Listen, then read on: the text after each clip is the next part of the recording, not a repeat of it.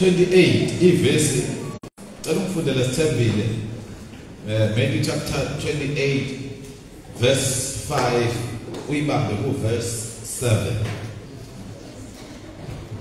Kodwa ingelosi yaphendula yathi kwabesifazane, ningesabi nina, ngokuba ngiyazi ukuthi nifuna uJesu obebethelwe esiphambanweni. Kukhulunywa lana ngalaba besifazane ababethuneni likaJesu. Ngiyakhumbula indaba abazalwane ukuthi njengoba behamba bethuneni likaJesu banombuzo abayibuza wona enhlizweni zabo nasey'ngqondweni zabo baze bayaphimisela ukuthi sibonile lapho ukuthi kunetshe siyogiqela ubani lalithe.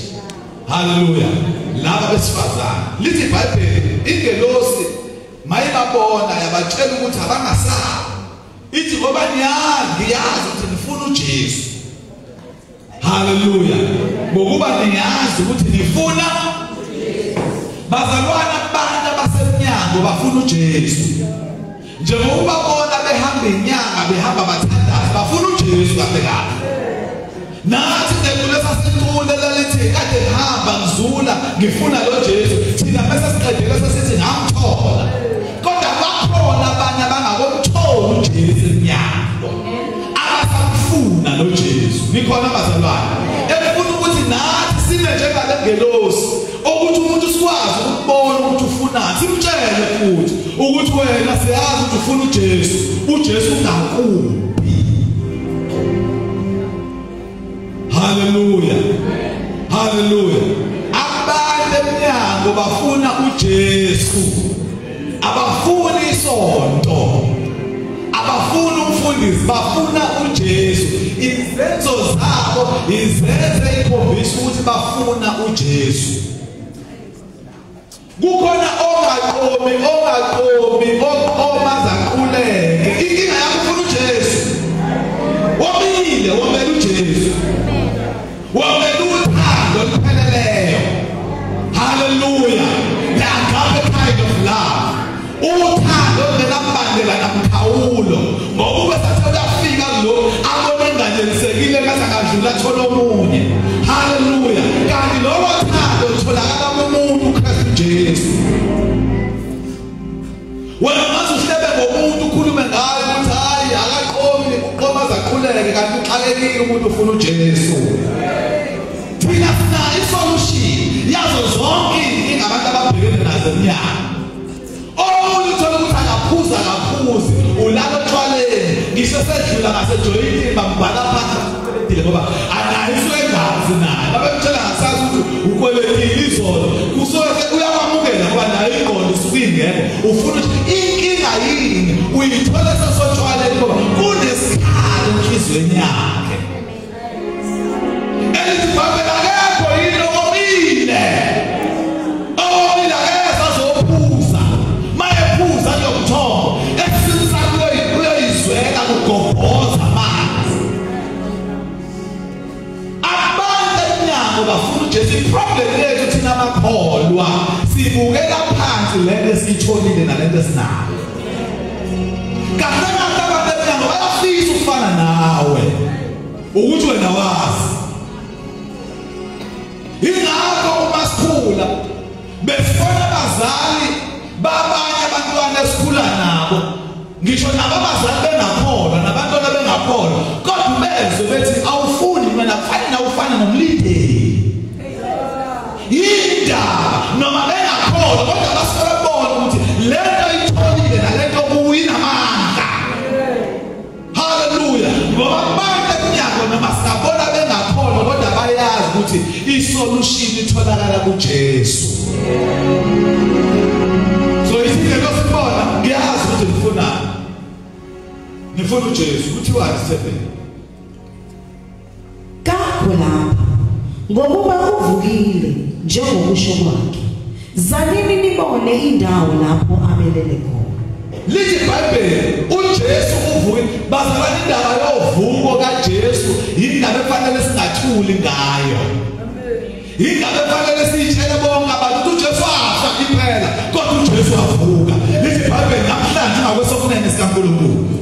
Indaba efanele singathuli ngayo yokufa nokuvuka kaJesu. Ithi ingelosi ibona wozani. Hallelujah. Zanini nibone. Bazalwane nabantu emihambe kufanele sabize sithi zanini nibone uJesu osindisayo. Kunabantu abasemnyanga bangazani noJesu ekufanele sibadirect la uJesu akhona. Kunabantu abasemathuneni abazi ukuthi inkinga zabo ziyolunga uma beke bathatha umhlabathi wabantu bakuba badala bethu 1 no 2 no 3 nathi kufanele sifana njengalengelosi sibalande sibophule lapho sibadirect la uJesu akhona. Singabi nawo abahloli ukuthi woza asambe nawe Sunday senkonzweni ngiyobonisa uJesu ukuthi ukuphi. Haleluya namhlanje. Ekhoba bethu fanele sithandazele inkonzo nenkonzo sinayo ukuthi asithandazele ukuthi presence kaNkulunkulu ibe khona. Ukukhona kaNkulunkulu kube khona. Abanye enyanga bafuna ukusibona ukuthi sigida kanjani. Abanye enyanga bafuna ukusibona ukuthi sihlabelela kanjani. Kodwa abanye enyanga bafuna uJesu.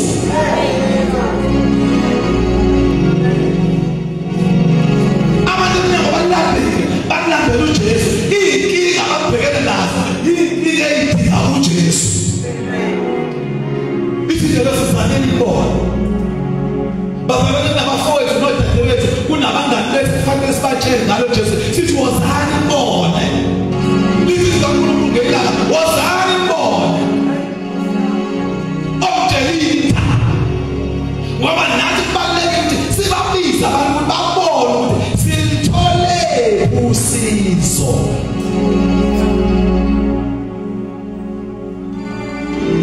Yeyabeka abantu abahlupha njengalabantu bo forex. Niyazi kuma social media bethu ukuthi ipostele into yakho nje avela ngene le comment yakho. Athe uma ufuna ukusizakala nangasizakala ngangena mali ngahlupheka ngano 1 no 2 no 3 ngangena no forex awu namhlanje ukuthi ngabona ubona bameduze kweyimoto ngathi babe sabahlangana nemoto yakhe bashuthe eduze kwayo bese why nasasibaki leso sifo so ukuthi batshele nathi abantu ngoJesu ngoba nabantu abaphumuli lababantu batshela abantu ngalento yabo noma bebafake ehlathini abantu kodwa thina sibatshela abantu ngalento ekuyiyona yona. uKristu Jesu. Hayi mina ngathi ngiyobona. Ngathi angifuni ngisho ukutshela abantu ngalento enayithola. Hallelujah. Kuthiwa asele. Hambani masinyane. Nitshele abafundi bakhe ukuthi uvukile kwabafileyo. Bhekani, uyalandulela ukuya eGalile. Niza kumbona khona. Bhekani, nginitshelile. Abantu fanele sibatshele ukuthi uJesu kephi. Abantu fanele sibatshele bazohlangana noNkulunkulu. Abantu fanele sibatshele ukuthi yikuphi la abazobonana khona nomuntu uKristu Jesu ubuso nobuso. And isikhathi esiningi bazalwane endlini kaNkulunkulu yilapho la abantu abafike bahlangane khona noNkulunkulu. I-problem yethu sithula naye.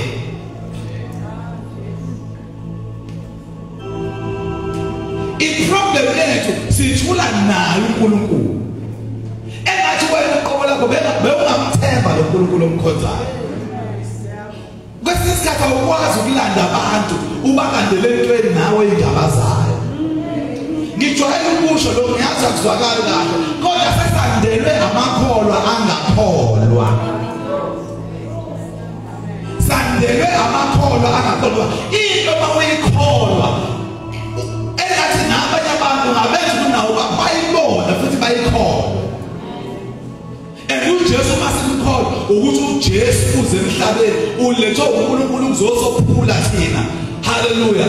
Asilethe sikuyisele kuNkulunkulu. Kubalulekile sitshela abantu ngoJesu. Ngiyamthanda uJohane. uJohane ephile emhlabeni sonke siyazi ukuthi uJohane enye izinto kade uNkulunkulu amlethe wena emhlabeni ukuthi azobikezela ngokufika kukaJesu. Angithi bazalwane?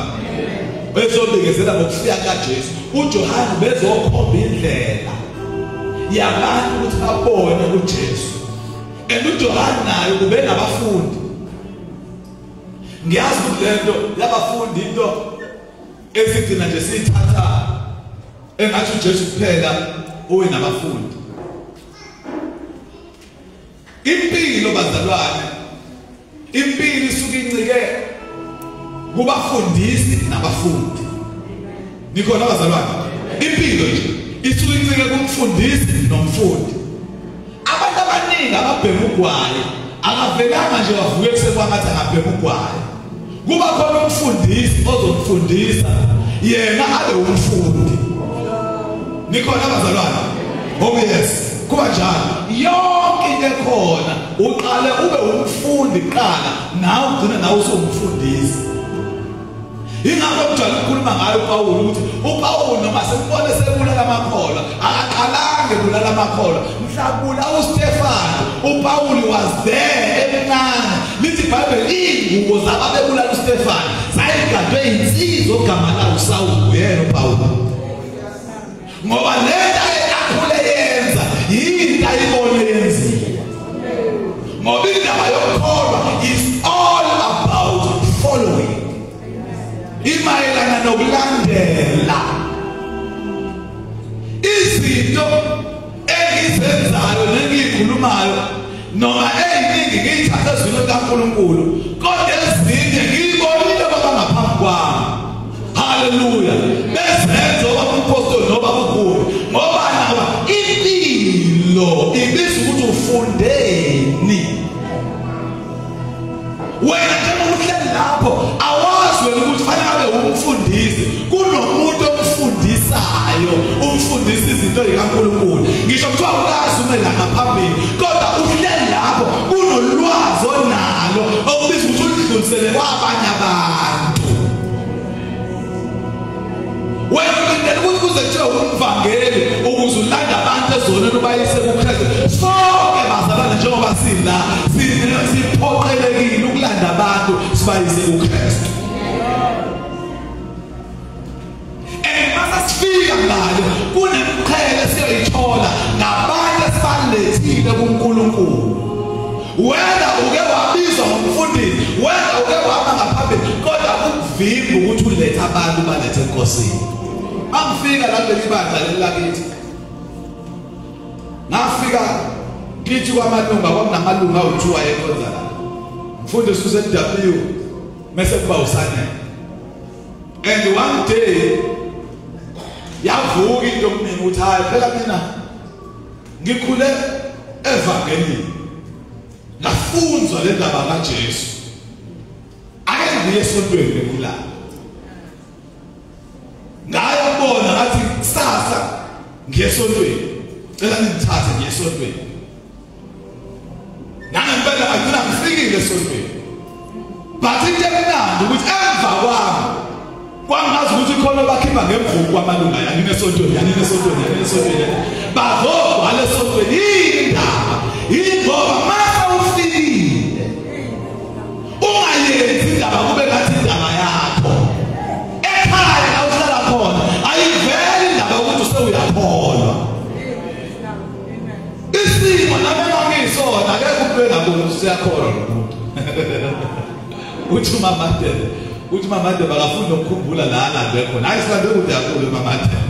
Silande ukuthi yakhulu. Khona uma la olandwe khona umuntu mase khona usukholwa ayisho lo wena ungazange uzumthetha hayi iyakholwa iyakholwa.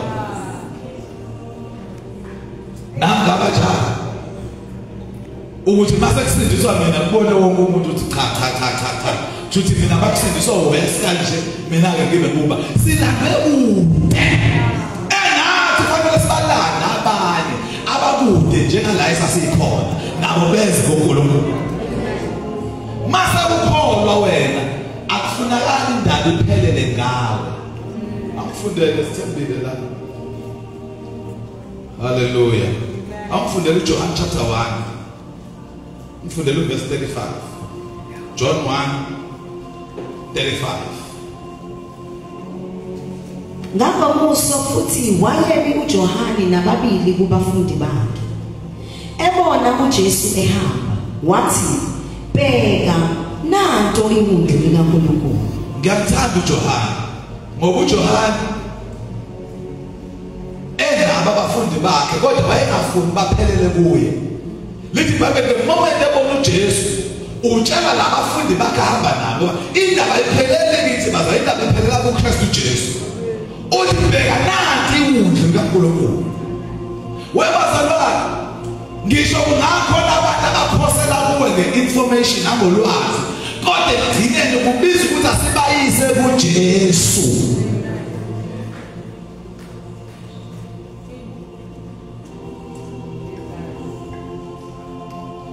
Indaba bazalwane yokholo imayelana noJesu. Once uJesu ekholweni khona abantu abathi ngiyakholwa uNkulunkulu kodwa hayi uJesu noselahlekile lokho ngoba indaba inoJesu. Hallelujah. Ingakho uJohane uJesu esichazela ngoJohane uthi akabonaka akasoza abakhona umuntu ozalwe owesifazane oyofana noJohane. Amen. Thank you.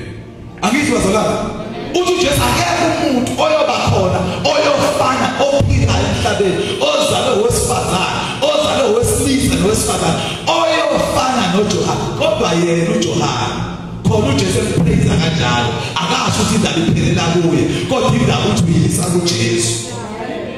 Mhlawumbe ube wabimina nawe sewunabo abafundi bakho nabo abakulandelayo wayeyothi uJesu edlula uthi uzenzani uzenza mina lo waphela uJesu engabe nabo abafundi uJohane enenabo abafundi kodwa uJohane waye understand the mandate yakhe fanayisa abantu kuJesu. Uma sesikhonza nje sesidola sirola siphahlaze sesithomoya nje sesiphethwa nje kodwa sinayisa abantu kuJesu indaba yethi ifile.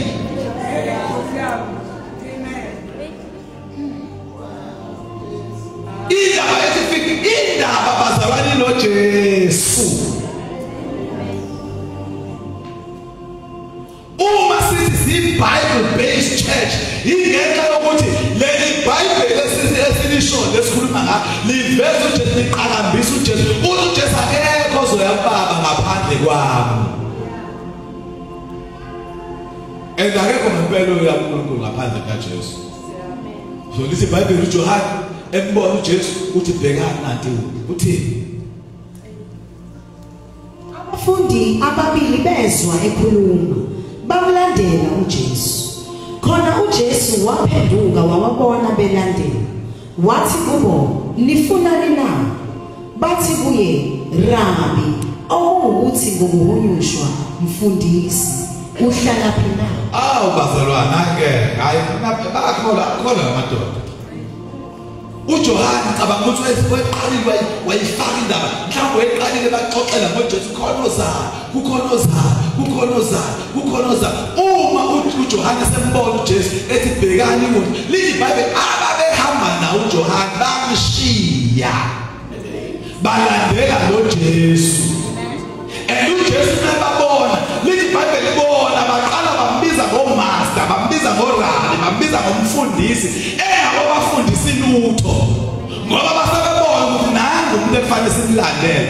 Hayi bazalwane uma suka sihlabelela sithi ngashiya izihlobo zami ngasuka ngamlandela kubalekile shiya konke sibona kwamathemba ethu sisuke silandele yena. Nikhona bazalwane lithi iBhayibheli bamlandela uma bemlandela uthi uJesu ufuna bathi hayi Jesu siyakubona kodwa sitshela uhlala.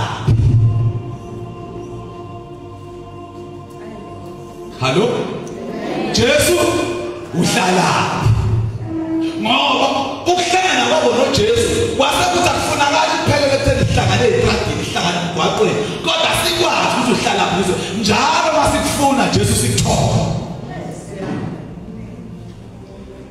Uma siletha abantu kuJesu fanele sibalethe singabaletheli ukuthi badependele kithi kodwa sibalethe ukuthi nabo bazi ukuthi uJesu utholakalaphi kanjani. Kona abantu abajabulayo nje njalo amakhelwane mabe magula amakhelwane kufonelwa yena kubizwa yena azothandaza ngempela umuntu asile njalo bagula amakhelane bizwa yena ngeke afika thandaza asinde bayise kuJesu bayise kuJesu yithi ubathandazela ukuthi bayisa kuJesu bathandazela ubathethe uJesu yena utholakalaphi kanjani nothing wrong with ubizi altar call ninobabili ekitchen nomuntu umjesu ubona uJesu manje athi ngiyamamukela uJesu uthi ngizamthandaza emva kwami Nkosi Jesu athi Nkosi Jesu umenzise nibabili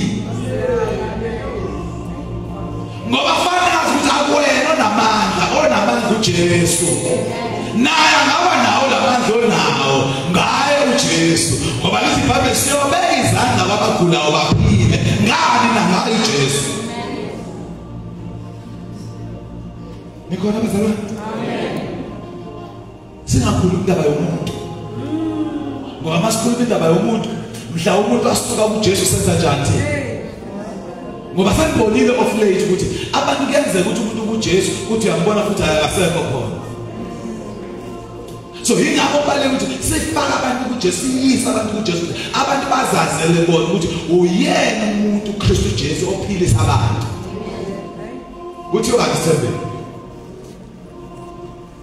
wathi kubo wozani libone ngakho-ke beza babona lapho ehlala khona le ndaba kawozani libone indaba esiyithole ngehlo nengelosi ke yasho kwabanye athi zanini nibona ngithi bazalwane basikholwa kubalekile kunezindlela zokulanda abantu abanye sibalanda ngozani nibona uke bacula umakhutha lapha ephasikeni ubonile uke bacula yilezo zinto ke lezo onobiza umuntu uthi wozani bone ngoba khona izinto ezinye esizenza ezinankulunkulu ezenza ukuthi umuntu akwazi ukufika abone ikakhulukazi uma abantu bengakohlangani noJesu besafuna uJesu kufuna ukuthi babone ngoba abantu abangazani naye bakholwa ngokubona Nikhona bazalwane fanele simase sibiza lezakithi seyixoxa lapha uyakwazi ukutshela umuntu ukuthi hayi uzobona ubone ezakithi mase igida lapha sigida kanjani mase la thina mase simnika uJesu amen ncane amen amen na convince amen nani ngathi ayisho amen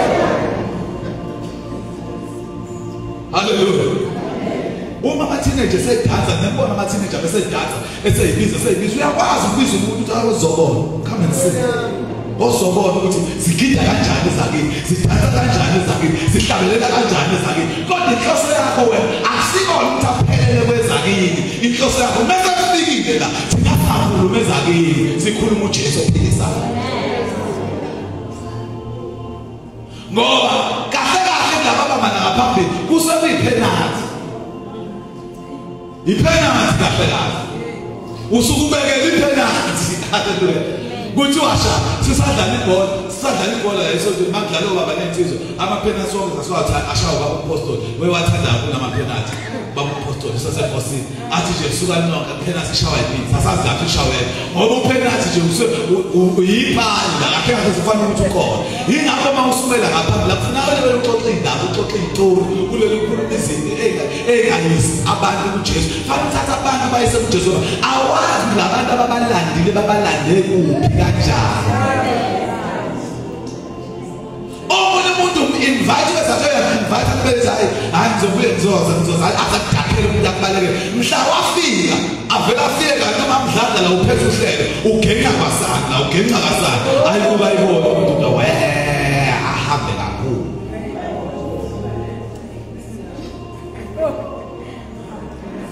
haleluya indaba bazalwane abantu sibayisa kuJesu kuthiwa Asilethe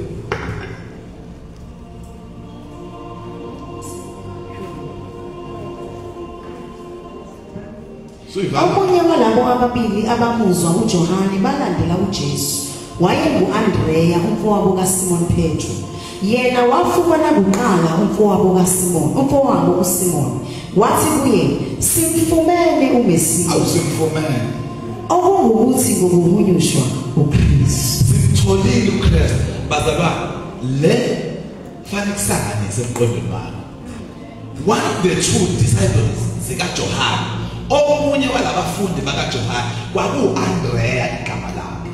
U-Andreya wayaqala kuJesu, wahlangana noJesu, wabuza ukuthi uJesu uhlalaphi. U-Andreya seyitholile igama likaJesu, wawumunye abafundi bakaJesu, akongenela wakhumbula umfowabo uSimoni ekhaya ukuthi naye ngathi ngamlanda ngimise kuJesu. Awusabona bazalwane, lo Simon ophenduka abe uPetro, yilo Petro lona othi uJesu uma esengasekho abe omunye wabantu abalindi ibandla likaKristu uJesu. Awusabona, uPetro akezanga kuqala, kodwa uAndreya umfowabo wayaqala kuJesu, kodwa uPetro masefikile wafika wangaphumula. Unabantu basemakhaya basihluphayo,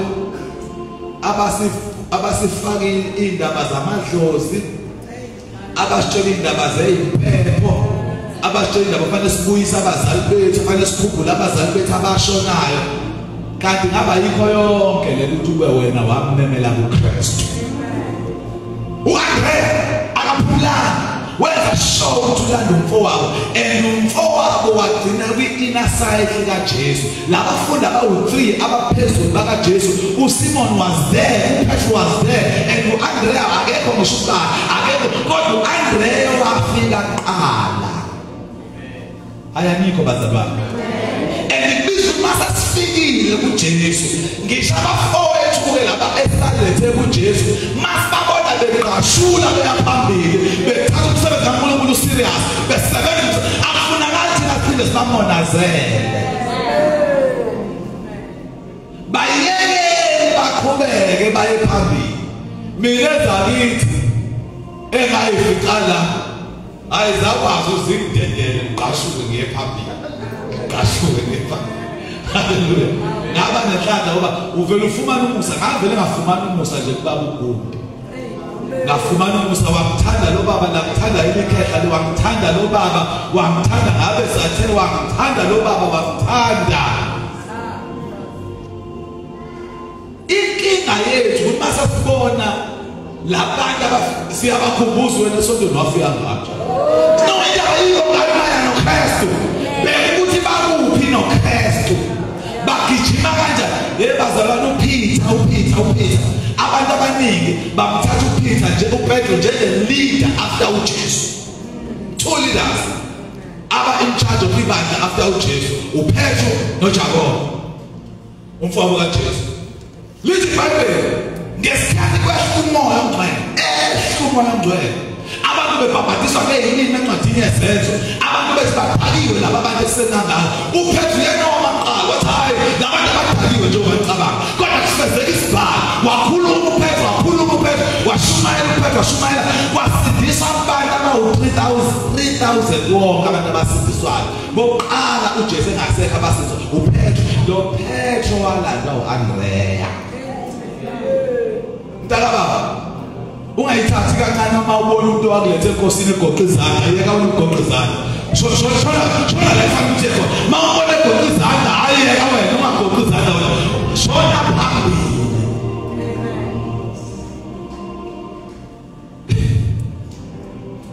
Uyazi ukuthi kuyenzeka ukuthi umuntu owakulethe esontweni mhlawumbe wayehlala mama la, nyazi ukuthi abantu bahlala la mayisayizwa indaba yokuhlala mama la phambili. Ngesikhathi iyehla kancane kuyena Hlehle, ubona Hlehle bese ehlala lapho emuva, esefuna angingakenga lapho emuva, Nkosi angingakubona Hlehle kancane. Mangibona Hlehle wena shona phambili, wena uyohlala phambili, wena uthi mina ngiyaphamba, ngifuna ukuyizwa kangcono le ndaba kaKristu. Mawusula ungahambi ngokuthi umuntu owakulethayo yena wenza njani ekholweni. Makuthiwa kuyawiphela phakathi ushona khona kwiphela, athi angithi mina ngiyayo.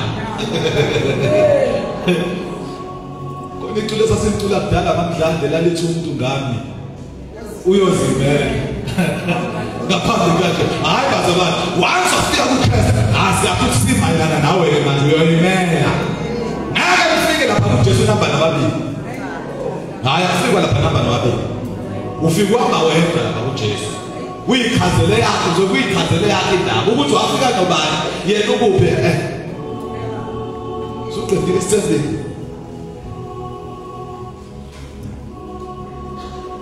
wamisa lithi iBhayibheli bathi simfumene uMesaya ethi iBhayibheli ngokuhunyushwa uKristu. Awufundele 2 Kings chapter 10 verse 15. Amakhosi esibili sahluko seshumi iverse la 15 nelika 16. Ngoba inkinga yakho nabangani bakho, unabangani bakho, no-friend bakho, unomngeni bakho, kodwa ubayise enkosini, unamabra akho kodwa ubayise enkosini. Ngihlangana nje emnyango kazibulo ukuthi bafo kodwa ubayise enkosini obafo. Kanti obafo nabo kufanele ubayise enkosini. Abangani bakho labantu mase woza kuJesu sithi asithathe bona labo esijwayelene nabo. Obra bethu nomngeni nobafo sibayise enkosini. Kuthiwa Sithembe wayesethi hamba nami chapter 10 verse 15 verse 15. Esesukile khona wafumana uJehonadaba indodana kaRekhabu eza ukumhlangabeza wampingelela wathi kuye inhliziyo yakho ilungelene nenhliziyo yami njengeyami ilungelene neyakho na. Wathi uJehonadaba yebo.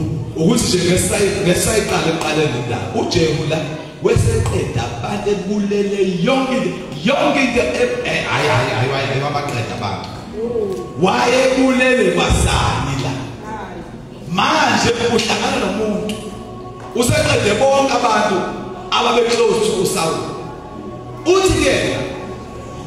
Uthi ke nabehlangana naye uthi inhliziyo yakho ilungelene nenhliziyo yami njengeyami ilungelene neyakho na. Ngamazwi indlela engithanda ngayo nendlela okuthanda ngayo abekuyafana ngoba mina ngiyakuthanda kodwa angazi ukuthi indlela uthi lo munye yebo. Ngamazwi siyabangana sinesivumelwano siyazwana ubrahama ubafo kazimu siyazwana. Usethi wathi uJehu uma kunjalo nginike isandla sakho. Uma ungana nginike isandla sakho. Yes. Wamnika isandla sakhe wamkhwelisa enqoleni yakhe. Gibela enqoleni yakhe. Yes. Wayesethi hamba nami ubone ukushisekela kwami uJehu. Uthi hamba nami ke ubone yena wesolweni ke ubone indlela engikhonza ngayo uJehova.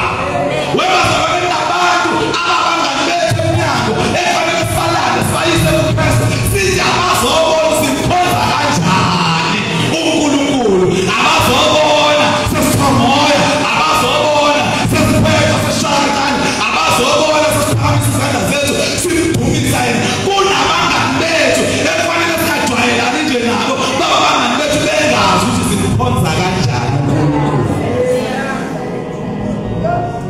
Inkosi inesivumelwano ukuthi mina nawe siyazwana. Hayi gibele enqoleni yakho, gibele emotweni yakho. Mawugibela amatekisi gibele etekisini zokukhokhela. Lethi isandla sakho woza uzohamba nawe manje. Mawugibela ibhasi woza ebhasini zokukhokhela zokugibelisa. Asambe mawuswele imali ucela komunye kunomuntu efunuza naye ngizomgibela ngoba nawe ufuna bona ukuthi unjani mase ukhonza uNkulunkulu.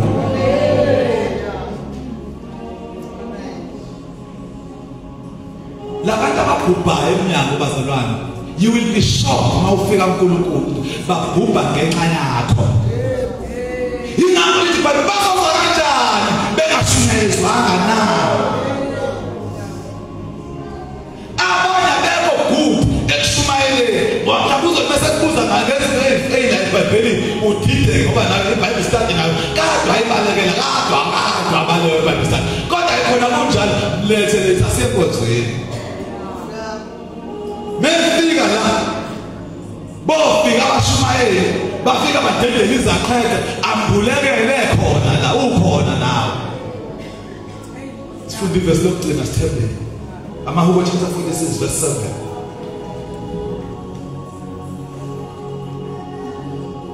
Amahubo 46 verse 7 and 8. uJehova Sebawothi unathi uNkulunkulu kaJehova uyinqaba. Leli gama lelithi uJehova Sebawothi lisho uNkulunkulu wegidigidi zeyingelosi, uNkulunkulu uJehova wempi. Uma mase simbiza ngoJehova Sebawothi suke sesikhuluma ngomvikeli wethu sesikhuluma ngamasosha haleluya asivikele suke sesikhuluma mase simbiza ngoJehova Sebawothi mase siyempini sihamba naye uJehova Sebawothi uma sithi nasempini uyisihlangu sami uJehova Sebawothi uyena osilwelayo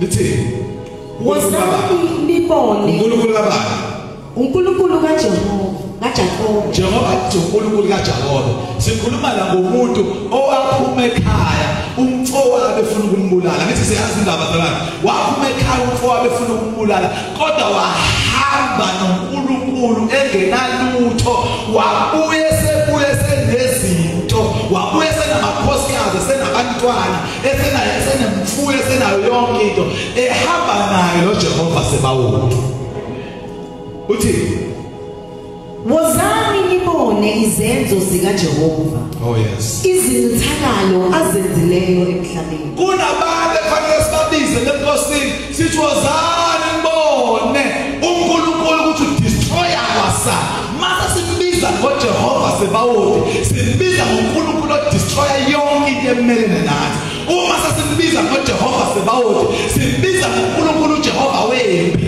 kunabantu abahlushwa izinto eminyango kunabantu abangalali banqinwa yiphoki abanye banqinwa odoloshe abanye banqinwa izinto labo bantu labo fanele sibabize leNkulunkulu sibatshele ukuthi ukhona yena uJehova Sebawothi uNkulunkulu osilwelayo uNkulunkulu osivikelayo uNkulunkulu ohamba nathi ngisho abantwana bethu bengenamandla bengakwazi ngisho ukuyikhulumela kodwa yena uJehova simkhonzayo uvikela abantwana bethu ngoba yena uJehova wethu kunabantu efanele sibatshele wozani nizobona incithakalo uNkulunkulu ayenzayo bona bonke abamelene naye